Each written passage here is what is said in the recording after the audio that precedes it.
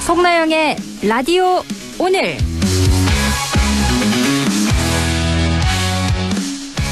여러분 안녕하십니까? 송나영입니다.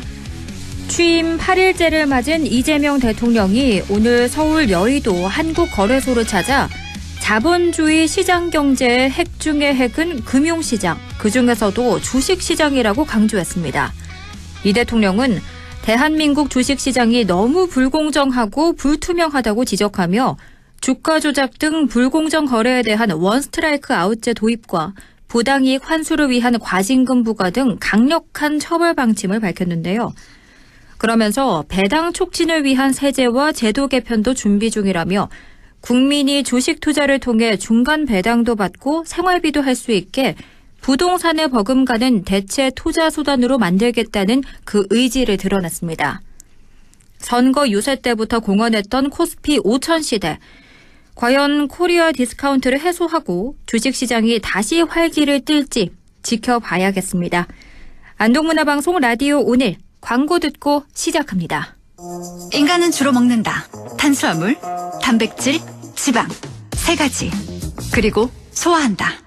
위, 상부, 하부, 소장에서 3단으로 세 가지 성분이 3단 맞춤 소화.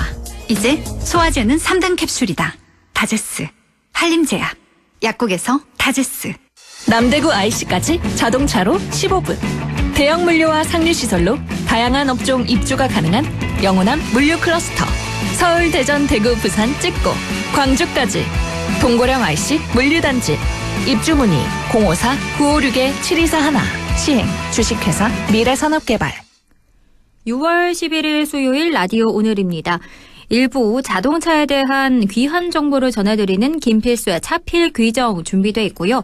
2부 이슈 오늘에서는 봉화군 문수산 산림복지단지가 정식 개관을 앞두고 있는데 이 소식 들어보겠습니다. 이어서 우리 사회를 분석해보는 시간이죠. 배종찬의 리서치 오늘 함께합니다. 라디오 오늘 유튜브로도 다시 들을 수 있거든요. 많은 애청 바랍니다.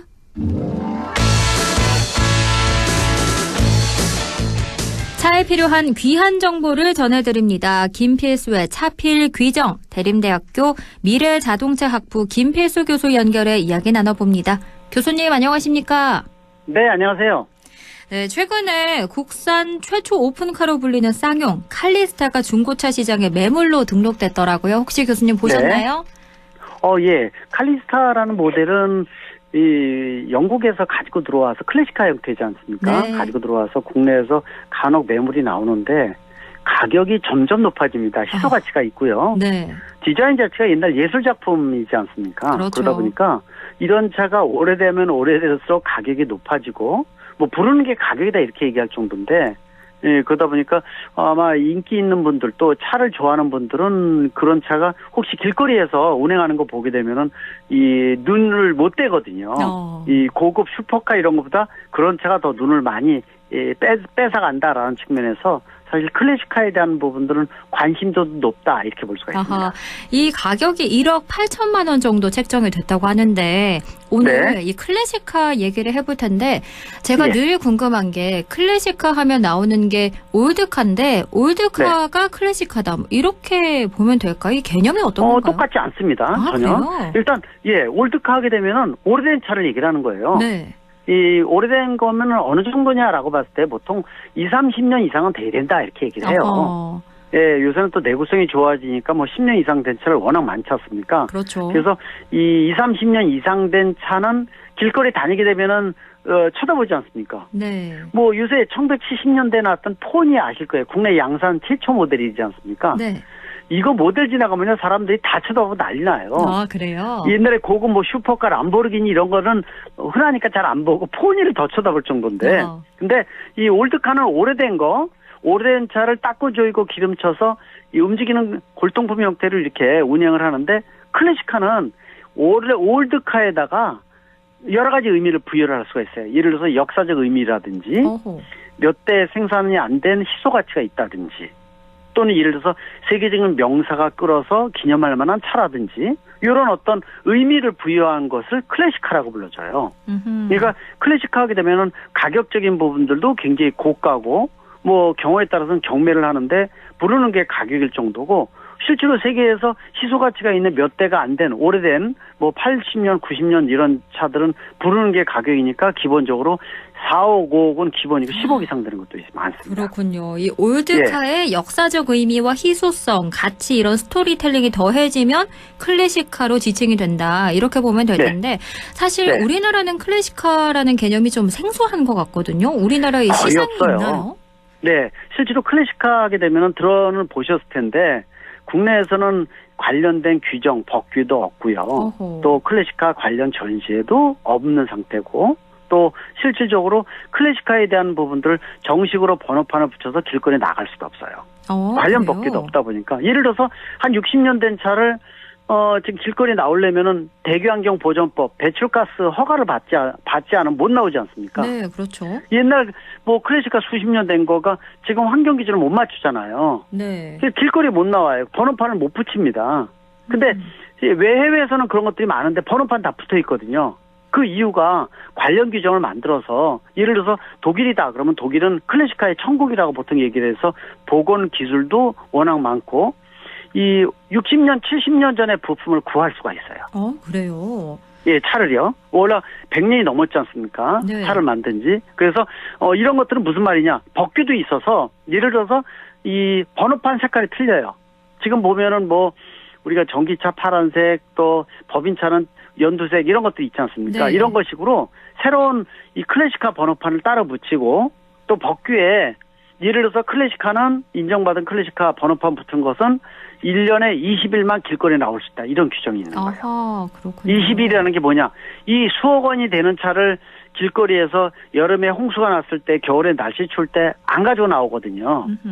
예. 그래서 그러나 엔진 같은 거 시동을 걸어서 움직이는 골동품이니까 열도 받아야지만 부품이 오래 갈 수도 있기 때문에 봄, 가을에 날씨 좋은 날 길거리에 나올 수가 있는 거예요. 그런 게 합쳐져서 뭐 연간 20일 또 카퍼리드 같은 거 할 때도 포함이 되는 거죠. 네. 이런 규정들이 있어요. 그래서 이걸 왜 만드냐면은 클래식카를 통해서 즉 과거를 통해서 미래를 지향한다라는 공식이 있는 거죠. 네. 그러니까 뭐냐면은 미래의 첨단 모빌리티다 그러면은 분명히 과거를 통해서 발전을 거듭하면서 지금의 미래 모빌리티가 탄생한 거 아니겠습니까? 어떤 그렇죠. 브랜드도 그렇지 않습니까? 근데 우리나라 차는 좀 아쉬운 게 20년 전에도 외국의 이 전문가들 만나서 회의를 하다 보면 그런 얘기를 해요. 우리나라 차를 보면서요. 외계인이라고 얘기를 하는 거예요. 어허. 외계인이 무슨 뜻이냐. 외계인 뜻 뭐 기술은 첨단 기술인데 얘네들이 어디서 왔어라는 뜻이 외계인이거든요. 그러니까 우리나라 차를 보면서 이 기술 첨단화되고 글로벌 시장에서 글로벌 넘버 3가 될 정도로 현대기아가 그렇지 않습니까? 네. 근데 얘네들이 어디서 왔어라는 것은 조상이 없는 거예요. 박물관이 제대로 없거든요. 그러다 보니까 클래식카가 벌써 우리나라 같은 경우에 1975년 포니가 양산 모델이 나온 이래 지금 벌써 50년이 됐지 않습니까? 네. 그러니까 이런 차가 굉장히 중요한데 그래서 해외에서는요. 이 10대 그룹에 해당되는 자동차 제작사 중에서 이 전문적인 박물관이 없는 데가 우리나라뿐이 없어요. 그래요. 지금 우리나라 자동차 박물관이 뭐 그러실 거예요. 어떤 청취자분들 용인에도 있어. 또 제주도 자동차 박물관 경주에도 있어. 몇 개가 있죠. 저도 잘 압니다. 자문도 해주니까요. 네. 여기는 개인이 운영하는 소규모의 박물관이지 전문적인 보건 기술과 시스템이 돼 있지는 않고요. 자동차 글로벌 제작사가 운영하는 박물관은 하루 종일 봅니다. 어허. 그렇게 규모가 커요. 근데 국내에서는 아직 없는데 아마 현대기아차가 본사를 서울 강남 이 삼성동 쪽에 본사를 지금 이제 짓기 시작을 하는데 이 아마 50층짜리 3개 건물이 들어가면은 이 박물관이 대규모 박물관이 들어가는 걸로 제가 알고 있거든요. 그렇군요. 예, 그렇게 되는데 좀 늦었죠. 그래서 아까 말씀드린 외계인이란 말 들으면 굉장히 안타까운 부분이 많은데 아마 이 청취자분들 아마 느끼실 거예요. 서울에 이 고궁박물관이 있습니다. 경복 쪽에. 네. 고궁박물관 가보게 되면 들어가자마자 고종 황제가 이 탔던 이 미국 차가 하나 지정이 돼 있는 거 서 있을 거예요. 안에요. 그거 문화재거든요. 근대 문화재입니다. 그러니까 네. 고종 황제가 타던 차입니다. 그때는 우리나라 차 못 만들었으니까요. 그래서 이 굉장히 디자인도 이쁘고 이런 차들인데 이런 근대문화재로 지정된 게 한 18개 정도가 돼요. 그래서 마지막에 이 지정된 게 6, 7년 전에 아까 말씀드린 1975년 폰이 있지 않습니까? 네. 이거를 찾아서 보고서 써서 문화재청에서 허가를 받은 건데 이 작업을 다 제가 했어요. 아, 그러세요? 제가 이제 문화재청 자문을 해주면서 네. 근대 문화재 이런 거 지정을 그 고종황제 차부터 시작을 해서 18점 정도를 지정을 했는데 후보가 아직도 100개의 제품이 넘게 남아 있어요. 어허, 그럼 그 나머지는 언제 어떻게 처리가 되는 건가요? 그 지정을 해야 되는데 후속 조치가 아직 안 이루어진 거죠. 또 어허. 중요한 게 근대문화재로 지정을 해더라도 아까 고궁박물관에 있는 이런 근대문화재 보관하는 것은 전혀 문제점이 없는데요. 문화재 지정을 해놓고 개인이 소유하고 있어요. 아하. 예, 정부나 지자체가 이거를 보관하려면은 근데 개인 근대문화재 지정만 해주고 보조금이나 지원이 없거든요. 지원 사업이 없어요. 네. 그러니까 개인이 이 차를 갖고 실내 안에다가 큰 공간에다 차를 놓는다는 거 이해를 못 하실 거예요. 쉽지 않거든요. 그렇죠. 비 맞으면 녹슬지 않습니까, 이게. 그렇죠. 그래서 그런 부분부터 시작을 해서 또 후보자까지도 아주 굉장히 많기 때문에 이런 게 전문적으로 시스템화 되려면은 클래식과 관련 단체나 관련 규정 이런 것들이 활성화돼야 되는데 좀 안타깝습니다. 왜 이런 말씀 드리냐면은 옛날 차가 이 수작업으로 공방을 통해서 부품 같은 걸 만들다 보니까 네. 일자리 창출이 어마어마하게 많이 돼요. 아, 일자리 창출과도 맞닿아 있는 거군요. 굉장히 큽니다. 예를 들어서 예전에 그 남대문 그 화재가 생겼을 때 그 안타까운 마음 이루 말할 수가 없는데 지금 새로 복원을 해서 오픈을 했지 않습니까? 네. 남대문 불이 났을 때 나무 탔던 목재라든지 석재도 깨진 것들 빼고 석재를 현대식으로 현대 걸 넣어야 되잖아요. 석재를요. 그렇죠. 근데 석재를 넣을 때 화강암을 기계로 자르면은 밋밋하지만은 기계로 자른 걸 거기다 넣으면 안 되거든요. 어떻게 합니까? 전문 석공들이 징하고 망치를 가지고 화강암을 손으로 때려서 며칠을 세면서 이 하나하나 쪼아가지고 만든 석재를 넣는 이유는 옛날 방식으로 그대로 해야 되는 거예요. 그래서 이 클래식카도 부품을 옛날과 같이 똑같이 만들어야 돼요. 지금 현대식으로 만들지 말고 뭐 두들겨서 만든다든지 해서 그렇게 집어넣는 이 부품을 놓아야지 클래식카로 인정을 받는 거기 때문에 사람의 손길을 닿는다는 건 다 일자리지 않습니까? 네. 예, 이런 문화가 있고 옥션도 있고 관련 규정도 있으면은 산업도 키우고 일자리도 만들어지고 이런 부분인데 상당히 좀 아쉬운 부분이 있다고 볼 수가 있습니다. 그러네요. 이렇게 클래식카 시장이 활성화되면 고용 창출 효과도 있을 것 같긴 한데요. 그러면 우리나라가 이 클래식카 시장을 키우기 위해서는 어떻게 해야 할까요? 관련 법규 단체도 필요하고요. 네. 환경부 대기환경보전법에 하나의 별도 항목을 만들어서 또 번호판도 도입을 하고요. 또 한 가지는 요새 미국이나 이런 선진국에서도 활성화되는 게 유트로라는 게 있어요. 유트로가 뭐냐면요. 자, 유비틀이라고 딱정벌레 차 단종된 거 아실 거예요. 네. 예, 독일에서 난 거 딱정벌레 비틀이라 그러거든요. 비틀. 네.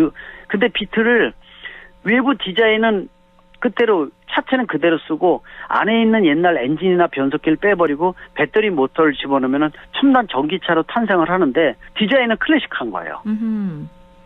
그러니까 이런 유트로 개념을 도입을 해서 미국에서는 연간 중소기업에서 1년에 200대, 300대씩을 새로운 전기차를 탄생시키는데 이게 몇 년치를 벌써 받아서 진행을 하고 새로운 친환경차가 탄생하니까 정부나 지자체에서 700만에서 1000만 원 정도 보조금을 주고 있어요. 어허. 우리나라 전기차 충전기 보조금 주는 거 마찬가지로요. 오. 그러면은 새로운 옛날에 그 배출가스가 뿜어져 있는 것을 새로운 전기차로 재탄생하니까 장애 보조금을 주는 나라가 선진국 15개의 나라가 넘거든요. 네. 근데 우리나라도 제가 8년 전에 추인산업회장도 맡고 있어서 정부에다 제안을 했는데 아직도 검토하고 있고 시범 사업을 하고 있어서 길거리에 번호판 붙이고 나갈 수 있는 개조 전기차 시장은 지금 전무합니다. 아하. 너무 안타깝지 않습니까, 이게? 네, 이게 친환경에도 도움이 될 텐데 우리나라는 이렇게 그럼요. 늦어지는 이유가 뭐라고 보시나요? 결국 이제 우리나라가 규제일부인데 포지티브 정책을 구현을 하다 보니까 또 정부가 국토부, 산업부, 환경부, 자동차 관련 부서가 나눠져 있어요. 아하. 그러다 보니까 시너지를 내기는커녕 네 거 내 거하고 싸우는 것들도 굉장히 많다 보니까 새로운 산업 창출도 안 되고 일자리도 이런 걸 못 늘리고 있고 또 비즈니스 모델도 안 되다 보니까 계속 우리가 먼저 아이디어를 내서 제출을 했는데 도리어 선진국에서 이걸 활용하고 있고 지금은 미국 같은 나라들은 난리거든요. 근데 우리나라 아직도 뭐 검토하고 있고 어떤 지역에서 시범 사업 한다고 얘기를 하고 있는데 아직 멀었습니다. 그러면 얼마나 답답합니까 이게. 이런 걸 좀 개선하기 위해서는 관련 단체들도 좀 목소리를 내야 할 것 같은데 맞습니다. 단체들은 어떤 걸 해야 될까요? 단체는 클래식카 협회가 제가 이제 형성을 해서 진행을 이제 본격화하는데 관련 법규도 만들어야 되고요. 이 옥션도 그렇고 또 설득을 해야 돼요. 그리고 산업 보건 기술자 이런 것들도 양성을 해서 일자리를 많이 만들어내고 아까 뉴트럴하고 이 전기차 개조 산업 같은 것도 활성화시키게 되면은 이런 것들이 동시에 여러 군데에서 일어나야 되거든요. 네. 예산도 뭐 전기차 재탄생하는 거니까 보조금 같은 것들도 책정을 해주고 외국의 사례는 얼마든지 많아서 좀 더 정책 연구를 한 6개월 해서 뭐 정책 토론회, 공청회 같은 걸 통해서 클래식카 산업을 확산시키고 만들 수 있는 이런 자리를 마련하고 그런 기회를 빨리 창출시켜야 된다고 보고 있습니다. 이렇게 클래식카 시장이 우리나라에서 조금 더 활성화되기 위해서 여러 말씀해 주셨는데 마지막으로 네. 한 말씀 해주실까요? 예. 이 클래식카 산업 예전부터 강조를 했습니다. 지금 현재 국내에서는 클래식카를 많이 가지고 있는 분들이 많이 있는데 번호판도 못 붙이고 길거리도 나오지 못하고 있어서 제 가치를 인정 못 받고 있어요. 네. 이 퍼레이드 같은 거 외국의 유명한 그 클래식카 전시회 세계적인 전시회들도 많은데 우리가 얼마든지 자동차 산업이 국가의 이 산업으로서 굉장히 중요한 역할을 하고 있는데 꼭 미래차만 미래 모빌리티만 보지 말고 과거를 볼 수 있는 클래식카에 대한 것들도 관심 가지면은 균형 잡힌 자동차 산업을 더 키울 수가 있고 먹거리, 일자리 모두 확보할 수가 있습니다. 네, 과거를 통해 미래를 보자. 이렇게 클래식카 시장 활성화 방안에 대한 이야기 들어봤습니다. 네. 지금까지 대림대학교 미래자동차학부 김필수 교수와 함께했습니다. 고맙습니다. 네, 감사합니다. 라디오 오늘 2부에서 뵙겠습니다.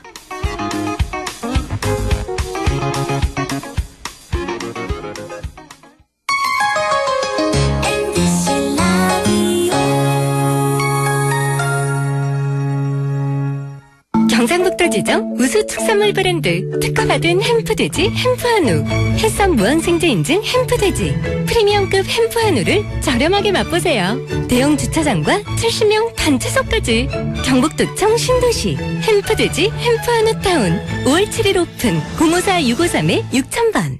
바이오 백신 전문가, 나도 될 수 있을까? 안동과학대학교에서 지역선을 변개 바이오 백신 인력 양성 과정 교육생을 모집합니다. 만 18세에서 39세 이하, 안동에 거주 중이거나 안동시 교육기관 졸업생 또는 졸업 예정자라면 누구나 지원 가능합니다. 교육비는 전액 무료! 게다가 매달 교육지원금도 지원해드립니다. 자세한 사항은 안동과학대학교 홈페이지 한백광장 공지사항을 확인해보세요. 문의는 054-851-3691, 054-851-3691번으로 문의 바랍니다. 여러분의 많은 관심과 참여 기다립니다. 오늘도 안전하게 음주운전 예방수칙 알려드립니다. 첫 번째, 술자리가 예정된 경우 미리 귀가 방법을 정하고 차는 가져가지 않는 것이 안전합니다. 두 번째, 음주 후 자전거나 전동 킥보드를 이용하는 것도 음주운전 처벌 대상에 포함됩니다. 세 번째, 과음을 한 다음 날에는 대중교통을 이용해주세요. 숙취 음주운전 역시 처벌 대상입니다. 네 번째, 음주운전을 방조하는 경우에도 3년 이하의 징역형 또는 1,000만 원 이하의 벌금형에 처해질 수 있습니다. 적극적으로 말려주세요. 위험한 음주운전 미리 예방하여 소중한 생명을 지켜주세요.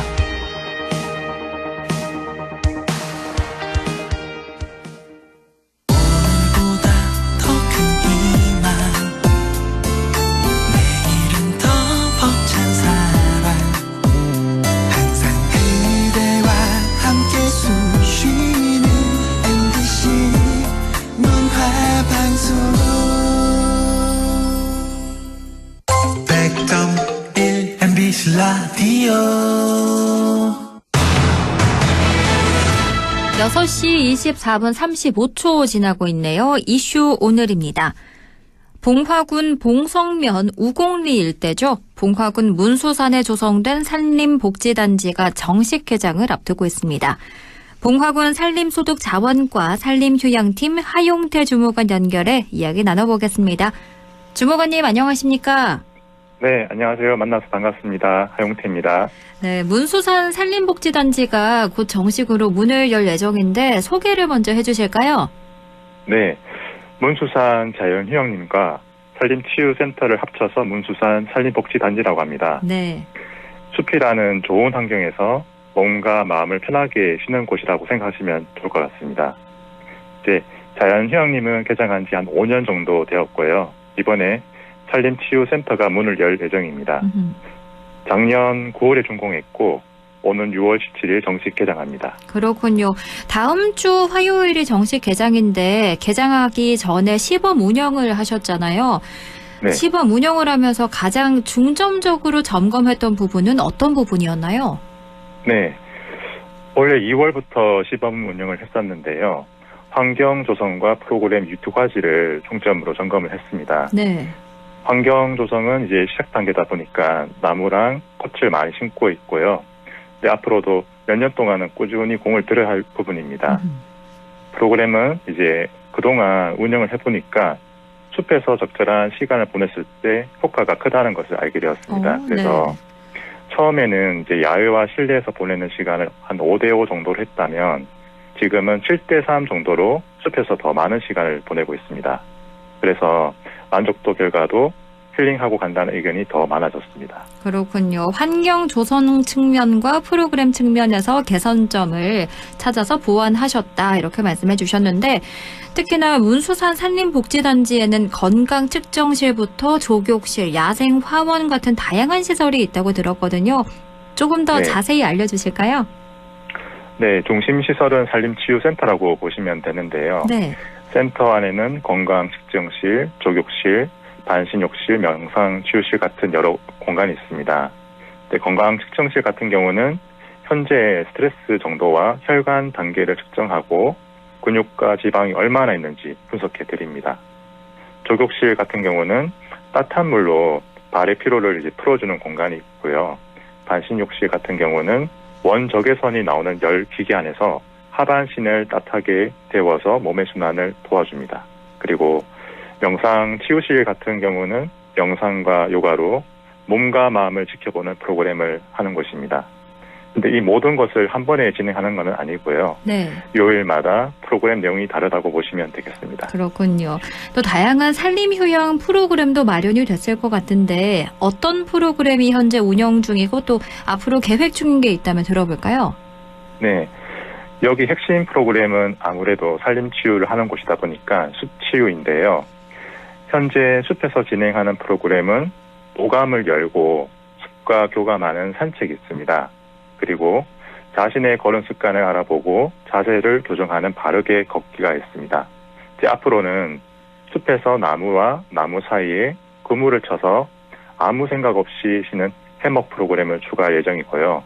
그리고 야생화 단지 조성이 마무리되면 다양한 꽃을 바라보면서 향기를 맡으며 마음을 치유할 예정입니다. 그렇군요. 제가 이 프로그램 이야기를 듣다 보니까 한 가지 궁금한데요. 혹시 이게 무료인가요? 아니면 유료인가요? 현재는 개장 전이어서 무료로 진행하고 있고요. 네. 개장 이후에는 유료로 진행할 예정입니다. 그럼 이건 사전에 예약을 해서 이용이 가능한 건가요? 맞습니다. 그렇군요. 한 달 전부터 해서 한 이틀 전까지 예약을 문의를 주시면은 일정을 보고 예약을 해드립니다. 그렇군요. 봉화 문수산 산림복지단지가 다른 지역과 어떻게 다른가도 궁금하거든요. 이런 산림복지단지는 전국에 굉장히 많잖아요. 봉화군만이 가지는 강점이나 특징이 있을까요? 네. 한 3가지 정도 들 수 있겠는데요. 네. 첫째는 봉화군이 85% 정도가 산림입니다. 그만큼 공기가 아주 좋고요. 두 번째는 문수산 자연휴양림과 같이 있기 때문에 숙박을 원하면 휴양림 시설을 이용할 수 있고 프로그램을 원하면 산림치유센터를 이용할 수 있습니다. 물론 둘 다 사전에 예약해서 둘 다 이용 가능합니다. 네. 마지막으로 세 번째는 앞으로 만들어갈 부분인데요. 산림 치유는 숲과 사람이 만나서 이루어지는 거라서 숲 환경도 좋고 프로그램도 좋아서 오고 싶은 문수산 산림복지단지로 만들어가고 싶은 게 꿈입니다. 네, 이 문수산 산림복지단지가 봉화군 지역경제 활성화에도 상당한 효과를 미치지 않을까 이런 기대도 되는데 어떻게 기대하고 계십니까? 네, 시범 운영하면서 많은 구민이 다녀가셨는데요. 봉화에 이런 곳이 생겨서 참 좋다고 말씀을 많이 하세요. 어허. 그리고 이제 인근에 있는 영주에 있는 분들도 많이 오고 계시는데 이렇게 이제 방문하는 분들의 지역이 점점 넓어지다 보면은 당연히 지역 경제에도 도움이 되리라 생각합니다. 그렇겠네요. 방문을 고려하는 분들이 또 더 많아지지 않을까 싶은데요. 오늘 방송을 듣고 혹시 추천하고 싶은 시기나 이건 꼭 즐기고 가야 한다 하는 프로그램 있을까요? 네. 그 자신이 좋아하는 계절에 오시면 가장 좋겠고요. 네. 네. 사람마다 성향이 다르기 때문에 숲을 온전히 느껴보고 싶다면은 교감 산책이 좋겠고 나는 뭔가 좀 활동적인 것을 하고 싶다. 그러면은 다르게 걷기도 괜찮습니다. 그리고 이제 나는 그냥 숲에서 쉴래. 이런 것들을 원하면은 해먹 프로그램이 좋겠습니다. 아하, 그렇군요. 그럼 끝으로 한 말씀 해주실까요? 네. 조성할 때부터 지금까지 많은 분들의 노고와 애정이 담겨 있습니다. 좋은 사람들과 이제 좋은 에너지로 이곳을 치워나가고 있거든요. 네. 그래서 방문하시는 분들도 아마 좋은 느낌을 받을 거라 생각합니다. 네. 몸과 마음을 말랑말랑하게 하고 싶을 때 오시면 좋겠습니다. 네. 문수산 산림치유센터가 6월 17일 다음 주 화요일부터 정식으로 개장하니까요. 관심 있는 분들은 꼭 방문해 보시기 바랍니다. 지금까지 봉화군 산림소득자원과 산림휴양팀 하용태 주무관과 이야기 나눴습니다. 고맙습니다. 네, 감사합니다. 라디오 오늘에서는 청취자 여러분의 참여를 기다리고 있습니다. 우리 지역에서 발생한 사건, 사고 소식이나 함께 토론하고 싶은 내용을 안동 MBC 홈페이지 라디오 오늘 게시판에 올려주시기 바랍니다. 전화와 문자 참여도 하실 수 있습니다. 전화는 851국에 7191번, 문자는 샵 0913번으로 보내주시면 됩니다. 문자는 단문 50원, 장문 100원의 정보 이용료가 있습니다. 여러분의 많은 참여 바랍니다.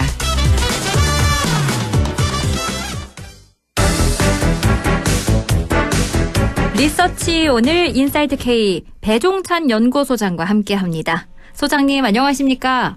안녕하십니까. 배종찬입니다. 네, 오늘로써 이재명 대통령 임기가 일주일이 지났습니다. 지난 8일 어떻게 평가하십니까? 상당히 숨가쁜 일정이 진행되고 있다고 봐야 될 것 같습니다. 네. 인수위가 없는 이재명 정부이기 때문에 첫 번째로는 지금 각종 현안이 이제 국무회의에서 비상경제, 대형 TF 등을 구성해서 대응을 하고 있는 것이고요. 두 번째는 이제 인사와 관련된 부분입니다. 인사는 크게 이제 용산 참모진은 대체로 이제 구성이 됐습니다만 중요한 건 이제 부처장 차관이거든요. 그렇죠. 차관 인사는 이제 몇몇 이루어지고 있고요. 중요한 이제 인사 제청을 할 수 있는 국무위원 제청을 할 수 있는 국무총리 후보자는 김민석 더불어민주당 의원인데 인사청문회가 이달 말경에 이제 개최가 될 예정입니다. 대체로 이제 더불어민주당이 다수당이기 때문에 여대 야수죠. 그렇기 때문에 통과가 될 가능성이 상당히 높고 국민의힘에서는 검증을 단단히 하겠다고 벼르고 있습니다만 그렇게 갑론을박이나 일부 논란은 있을 수 있습니다만 인준을 받는 데는 크게 돌출되는 그런 변수가 없다면은 무리가 없을 것으로 보이고요. 대체로 인사 이야기를 구체적으로 한다면 상세하게 한다면 이제 이따가 좀 자세하게 말씀을 드리도록 하고요. 네. 상당히 많은 현안들이 좀 전개되고 있다. 그리고 국정수행 기대감을 보더라도 구체적인 수치로는 말씀을 안 드립니다만 이재명 대통령 상당히 지금 인수위가 없는 가운데 또 이번 주에는 G7 다자 외교를 위해서 캐나다로 가야 되거든요. 그만큼 아주 이 역대 대통령과 비교할 때는 첫 번째는 아주 바쁜 일정이 되고 있다. 두 번째는 인수위가 없기 때문에 인사 또 정책 또 안보 관련되는 현안들 오늘은 또 이제 대북 확성기를 중단한 지시도 내렸거든요. 이런 부분들이 아주 복합적으로 멀티플레이 형태로 이루어질 수밖에는 없는 상황으로 보입니다. 네, 굉장히 숨가쁜 8일이었는데요. 그럼 저희가 오늘 외교 분야부터 이야기를 좀 나눠볼게요. 미국, 일본, 중국 순으로 각국 정상과 통화가 이루어졌습니다. 늘 미국, 일본, 중국 중에 어느 순서로 통화하느냐가 관심이 가곤 하는데 이번에는 트럼프 대통령 그리고 이시바 시게루 일본 총리 그리고 중국 시진핑 주석 순으로 통화가 성사됐어요. 그렇습니다. 일단은 이제 이 외교가 중요한 이유는 이재명 대통령 관련해서 후보 시절부터 대선 후보 시절부터 계속해서 이제 지나치게 중국과 가깝지 않느냐라는 것을 공격을 했었거든요. 네. 그 이유는 이제 후보 시절 좀 실용을 강조하다 보니까 중국에도 시에시에 또 대만에도 시에시에 하면 되지 않겠느냐라고 발언을 했던 부분이 이제 말꼬리가 잡혀서 계속해서 이제 공격을 받고 있는 것인데 그러다 보니까 미국과 좀 삐그덕대는 거 아닌가. 그래서 트럼프 대통령이 바로 통화가 이루어지지 않았고 3일 만에 이제 트럼프 대통령과 20여 분간 통화가 됐고 대통령실의 설명은 화기애애한 분위기 속에서 필요한 내용들이 덕담을 나누면서 일종의 상견례 차원의 대화가 나눠졌다라고 이야기를 하고 있거든요. 그런 차원으로 이제 받아들이면 별일이 아닌데 이것을 이제 왜 통화가 하루 만에 안 이루어졌느냐. 그건 미국의 사정도 있고 국내에서 이재명 대통령이 준비해야 되는 것도 있기 때문에 네. 그래서 이제 미국과의 관계가 어떨지에 대해서는 상당히 좀 관심사입니다.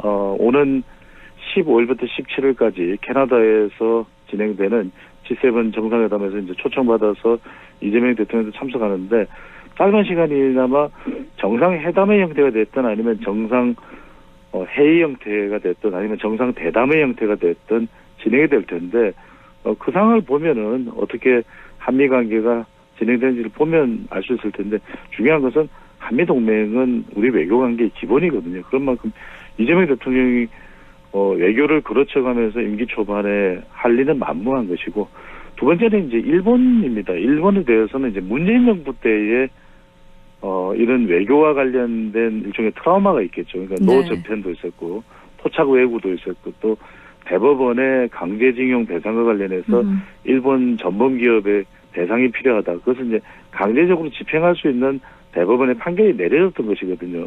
또 위안부와 관련된 부분들도 상당히 민감하게 또 부각되기도 했었고 그렇죠. 그 외에도 사도강산이나 그렇죠. 군함도 문제도 있었고요.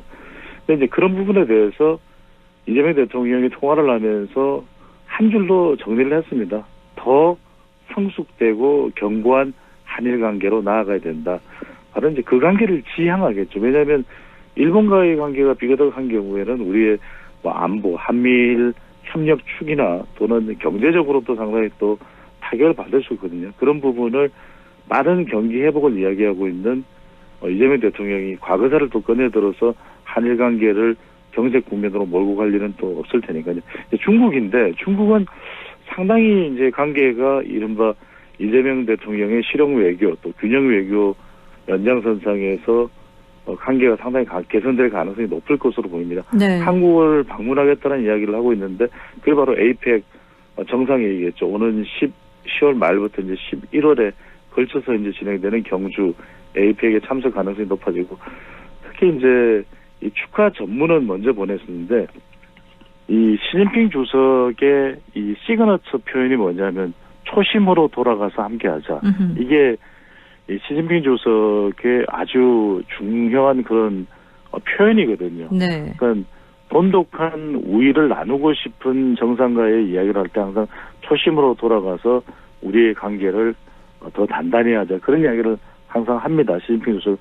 그런 걸 보면 중국과의 관계는 이전 정부와 비교를 해본다면 윤석열 정부와 비교를 하면 상당히 진전될 수 있는 상황으로 보이고 정치적으로는 많이들 이제 정치 성향이 다르기 때문에 미국과의 관계가 나빠지는 거 아니냐, 일본하고는 뭐 상당히 더 나빠지겠지 이런 이제 비판을 하곤 했습니다. 그게 결코 우리 국익에도 좋을 일은 만무한 것이고요.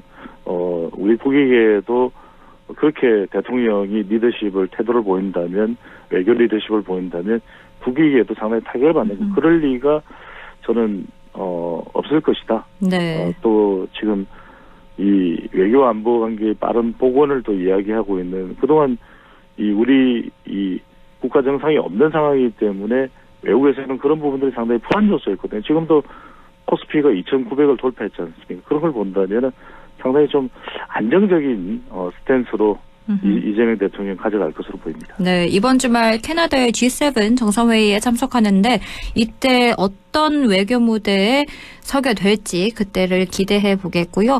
다음은 주요 인선 얘기를 해볼게요. 아주 발빠르게 인사가 발표되고 있는데 우선 먼저 김민석 국무총리 후보자와 이종석 국정원장 후보자 임명 어떻게 보셨습니까?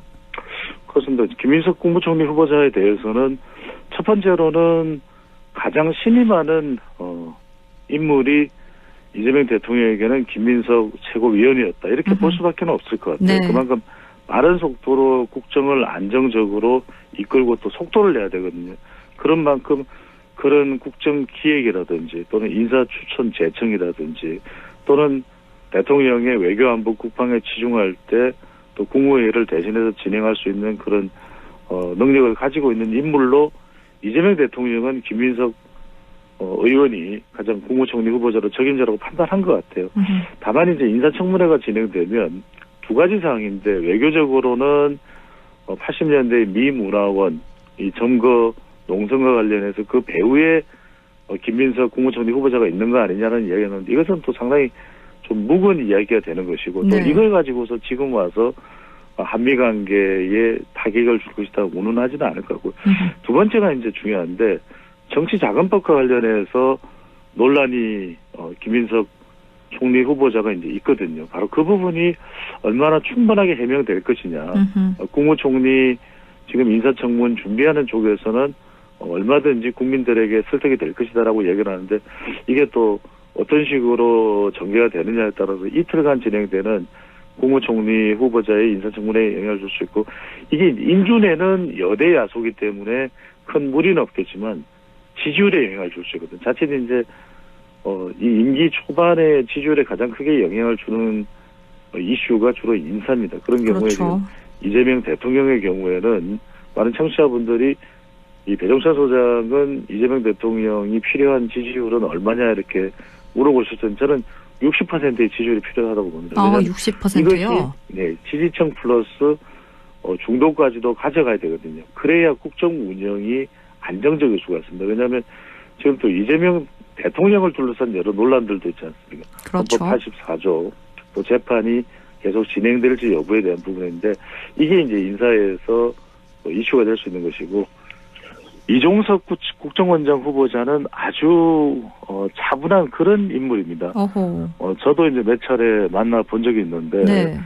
노무현 정부 때는 통일부 장관이었고 세종연구소 연구위원을 오랫동안 지냈거든요. 그러니까 북한에 대해서는 누구보다도 전문가입니다. 북한에 대한 이해라고 하는 그 저서가 있는데 그건 상당히 북한을 연구하는 사람들에게는 필독서라고 알려져 있을 그 정도의 전문가이고 대화주의자입니다. 이제 이른바 자주파라는 설명과 동맹파라는 것을 이재명 대통령 외교에서는 많이 들을 텐데 자주파는 북한과의 관계를 상당히 이제 평화적으로 좀 주도적으로 평화적으로 이제 가져가는 것이 이제 자주파의 입장인 것이고 동맹파는 그게 아니다. 북한보다는 오히려 미국과의 관계를 통해서 북한을 좀 제압하고 북한의 이 비핵 핵무기를 좀 포기할 수 있도록 유도해 나가는 것이 이제 동맹파라는 이야기를 하게 되는데 그런 경우에는 자주파인 경우에는 북한과 좀 협력적인 성격이 강할 테고 동맹파의 경우에는 북한에 대해서 단호하고 또 강경한 대응일 가능성이 높은데 네. 이종석 국정원장 후보자가 자주파라는 것은 그만큼 북한과는 좀 평화적인 관계 쪽에 이재명 정부는 상당히 좀 공을 들일 것으로 보입니다. 그렇군요. 조금 전에 임기 초반에 지지율에 가장 큰 영향을 미치는 게 인선 이슈다 이렇게 말씀해 주셨는데 지금 민정수석에 오광수 변호사가 임명된 것과 관련해 당내 반발도 있어 보여요. 그러니까요. 결국 임명할까요?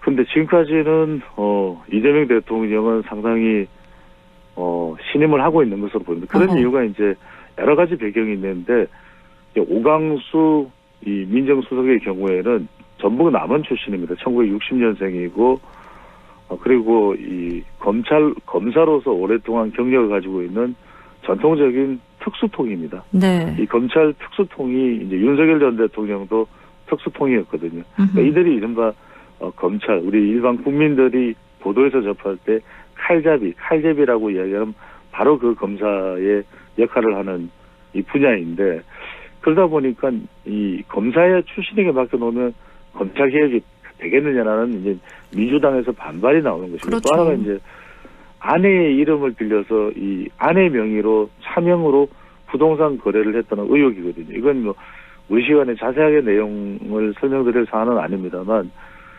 이재명 정부는 모르겠는데 문재인 정부 때 민주당 정부는 부동산에 대해서 상당히 엄격하거든요. 네. 부동산 관련해서 의혹이 생기면 뭐 폐가망신할 수 있다, 이런 이야기까지 하는 것이 이제 민주당 정권의 성격인데, 지금 오광수 민정수석이 바로 이 부동산 문제가 불거졌는데, 그럼에도 불구하고 아직까지 자진 사퇴를 하거나 이재명 대통령이 이 임명 철회를 하겠다라는 이 소식은 전해지지 않고 있기 때문에, 상당히 이 오광수 민정수석에 대한 이재명 대통령의 신임 이 폭이, 또 깊이가 상당히 또 있는 것으로 보입니다. 네.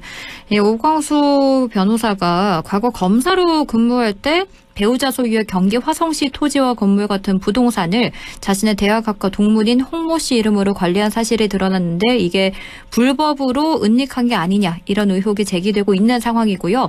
그리고 국민추천제가 어제부터 시작이 됐습니다. 네. 일주일간 국민들로부터 주요 공직 인사를 추천받겠다는 건데, 어떤 의미로 보십니까? 첫 번째는 저는 파격적이고, 두 번째로는 국민 여론을 수렴하기 위한 시도다라는 측면에서는 좋다고 봅니다. 왜냐하면은 국민들이 그래도 인사에 참여할 수 있다라는 것은 좀 직접 민주주의를 상당히 강조하고 있는 이재명 대통령의 국정 철학과도 맞닿아 있거든요. 그러니까 당대표 시절에도 당원들의 참여를 상당히 강조했었습니다. 그러다 보니까 이따가도 말씀드리겠습니다만 잠시 뒤에 이 원내대표 선거에도 국민의힘의 경우에는 국회의원들의 투표거든요. 그런데 민주당의 경우에는 당원 당규를 개정을 해서 권리당원의 투표가 20% 포함이 됩니다. 그렇다면 이것은 당원들도 원내대표를 뽑는 선거에 참여를 한다게 된다는 의미를 가지는 것인데, 국민추천제를 통해서 장관과 차관, 그리고 공기관장을 임명한다라는 것은 상당히 파격적이고 또 국민 주권 정부라고 하는 성격에도 걸맞는 것이겠죠. 근데 문제는 이런 부분입니다.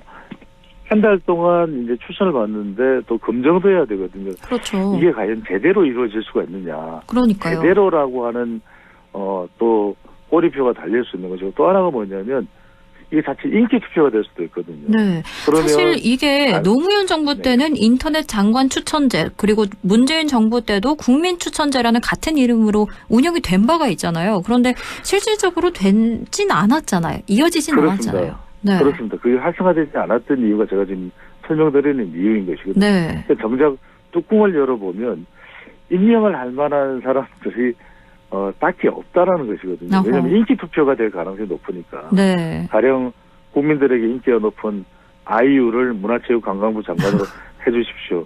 그거 하기가 힘들거든요. 네. 가령 또는 우리가 알고 있는 유명 야구 선수를 류현진 선수를 또 무슨 법무부 장관으로 해주십시오. 그건 가능하지가 않은 이야기예요. 그러다 보니까 이 정부의 이 자리 역할에 맞는 인사들을 배치하고 싶지 않고, 자칫 잘못하면 이게 이제 인기 투표로 일종의 포퓰리즘 성격이 더 강화될 수도 있기 때문에 분명히 이번에 이제 이 실험을 통해서 어떻게든 잘 활용하는 것은 바람직할 것이고, 지금 수만 건의 특정인에 대해서 인사 추천도 이루어지고 있다니까 어떤 사람인지, 또 그 사람이 충분히 정부에서 역할을 할 수 있는지. 또 하나가 이제 중요한 게 앞서 말씀드렸던 대로 공무원들은 그래도 아주 관리가 잘 되는 건 아닙니다.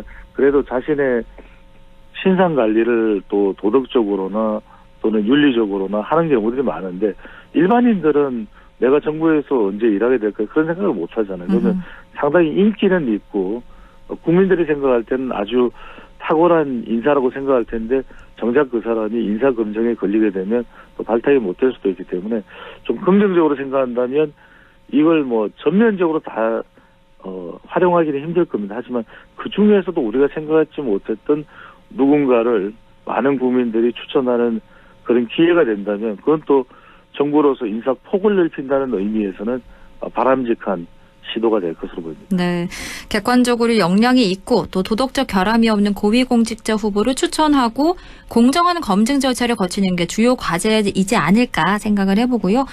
그리고 13일이죠. 이번 주 금요일에 집권 여당인 더불어민주당 원내대표 선출이 있습니다.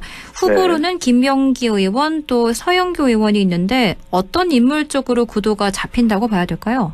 이게 지금 손에 땀을 쥐는 상황이 돼버렸습니다. 왜냐하면 13일 이제 원내대표 더불어민주당 집권 여당의 원내대표니까 상당히 막중한 자리가 되는 것이고 하고 싶어 하겠죠. 네. 그런데 지금 양강 대결입니다. 서영교, 김병기, 서영교.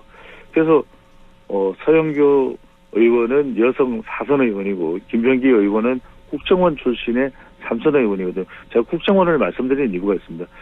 근데 이제 이 김병기 의원의 경우에는 지난해 총선에 공천에 이 역할을 담당했던 의원이에요. 그러다 보니까 많은 의원들이 공천받아서 당선된 민주당 의원들이 상당히 많지 않습니까? 그러면 김병기 의원과 관련이 있거든요. 그래서 서영교 의원보다는 조금 유리한 고지에 서 있는 거 아닌가 이렇게 이제 해석을 하는 경우들이 많았어요. 그런 또 이유 중에는 서영교 의원이 최근에 이제 오광수 방금 전에 설명드렸던 민정수석 일명과 관련해서 좀 반발의 목소리를 냈거든요. 네. 적절치가 않다. 그런데 이제 좀 문제가 되고 이게 부각되니까 서영교 의원이 또 추가 발표를 했어요. 내가 반발한 적은 없다. 어허. 나는 오광수 민정수석이 적임자가 아니라고 말한 적이 없다. 네. 이렇게 해서 이제 또 판이 더 뜨거워지는데 아하. 막판 돌출 변수가 발생했어요. 이게 뭐냐면 김병기 의원의 아들이 2014년에 이 국정원의 채용에 응시를 하게 됩니다. 그런데 이제 그 당시가 박근혜 정부예요. 그런데 김병기 의원은 야당 의원이니까 당시 아마 초선 의원인가 그랬던 것 같은데 김병기 의원이 야당이니까 아들이 이 국정원 같은 국가정보기관에 채용되기가 상당히 힘들지 않겠냐 이렇게 어렵게 또 불이익을 당할 수 있다고 생각될 수도 있거든요. 그러다 보니까 이제 김병기 의원의 아내가 그러니까 채용되는 김병기 의원 아들의 어머니죠. 이현수 국정원 기조실장이랑 저희가 20초 정도 남았습니다. 예, 이거 불이익을 당하면 어떡하냐. 근데 그 이야기가 있고 난 이후에 채용이 돼요. 아하. 그러다 보니까 이게 불법 특혜 채용 아니냐. 이 부분이 이제 부각되면서 원내대표 선거에 지금 돌발 변수가 되고 있습니다. 그렇군요. 이번 주 금요일에 있을 더불어민주당의 원내대표 선출 여기도 큰 관심이 모아지고 있는데요. 지금까지 리서치오늘 인사이트K 배종찬 연구소장과 정치권 이야기 나눠봤습니다. 고맙습니다. 감사합니다.